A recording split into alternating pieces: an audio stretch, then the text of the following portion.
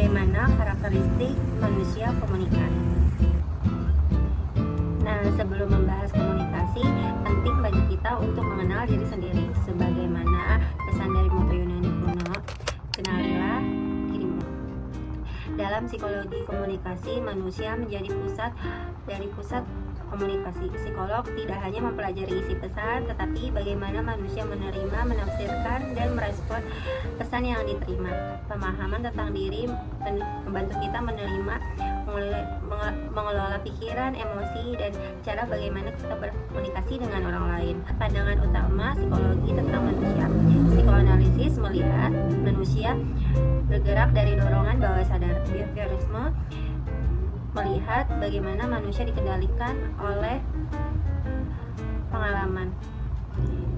Psikologi kognitif menilai bahwa manusia adalah makhluk yang aktif. Psikologi humanistik menekankan bahwa manusia sebagai individu bebas yang berusaha mengembangkan diri. Keempat, pandangan ini menunjukkan bahwa manusia adalah makhluk yang kompleks, kadang digerakkan oleh emosi, kadang berpikir rasional, dan terus beradaptasi dengan lingkungan. Di sini saya akan menjelaskan tentang konsepsi manusia dalam psikoanalisa.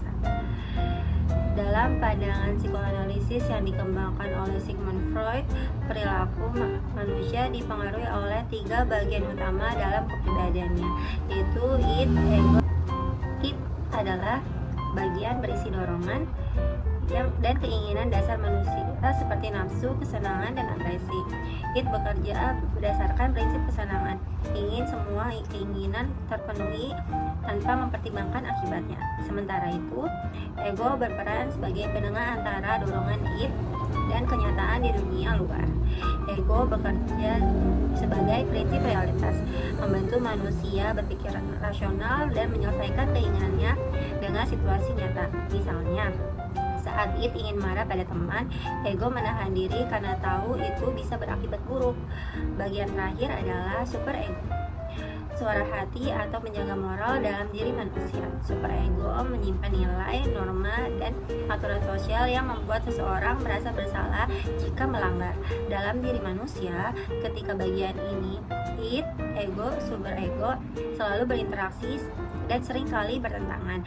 Jadi menurut Freud, perilaku manusia muncul dari keseimbangan antara dorongan hewani, akal sehat, dan akal hati. Yang kedua, ada konsepsi manusia dalam behavioristik. Behavioristik lahir sebagai reaksi introspeksi yang menganalisis jiwa manusia berdasarkan laporan subjektif, dan juga psikoanalisis yang berbicara tentang alam bawah sadar. Terkenal dalam teori belajar, behaviorisme ingin mengetahui bagaimana perilakunya dikendalikan oleh faktor-faktor lingkungan. Nah, di sini juga ada pengaruh empirisme terhadap behaviorisme. Perilaku ini ditentukan oleh pengalaman. Nah, mengacu pada ide empirisme bahwa perilaku manusia adalah hasil dari pengalaman masa lalu. Penolakan terhadap peran dan pikiran perasaan menekankan bahwa perasaan dan pikiran bukanlah penyebab perilaku. Sekarang kita bahas konsep tension dalam psikologi kognitif.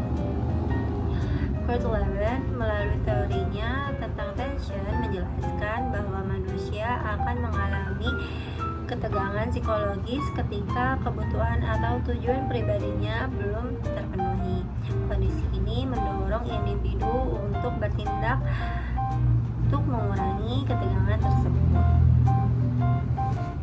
Leon Festinger menegaskan bahwa ketika seseorang menghadapi ketidaksesuaian antara dua pemikiran atau keyakinan, akan timbul rasa tidak nyaman. Untuk mengatasi hal itu, individu berusaha untuk menyelesaikan pikiran atau perilakunya agar tercapai keseimbangan kognitif. Kemudian, pada dekade 1970-an, terjadi pergeseran paradigma menuju pandangan bahwa manusia adalah pengolah interaksi yang aktif. Pendekatan ini menekankan bahwa manusia menerima, menafsir Psikologi kognitif mengembangkan fokus pada peran pikiran dalam memahami diri dan dunia. Pendekatan ini menyoroti bahwa manusia tidak hanya berusaha memahami makna hidup, tetapi juga mencari identitas serta mencapai tujuan pribadi. Dan kemudian ada yang terakhir, konsepsi manusia dalam humanistik. Psikologi humanistik merupakan revolusi ketiga dalam psikologi dan sebagai kritik sebagai dua pendekatan sebelumnya, yaitu behaviorisme dan psikoanalisis. Kemudian psikologi humanistik berprinsip manusia itu unik dan bernilai. Manusia memiliki kemampuan untuk berkembang dan mengaktualisasikan diri, dan hidup manusia bermakna saat ia memberi makna untuk dirinya dan orang lain.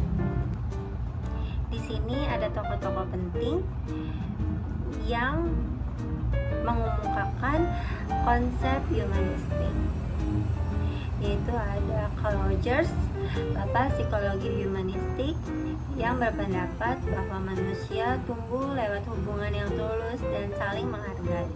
Kemudian ada Abraham Maslow, manusia memiliki core needs dan kebutuhan untuk berkembang.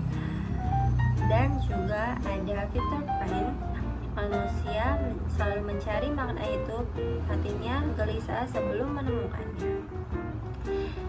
Di sini saya akan menjelaskan pandangan Carl Rogers tentang manusia.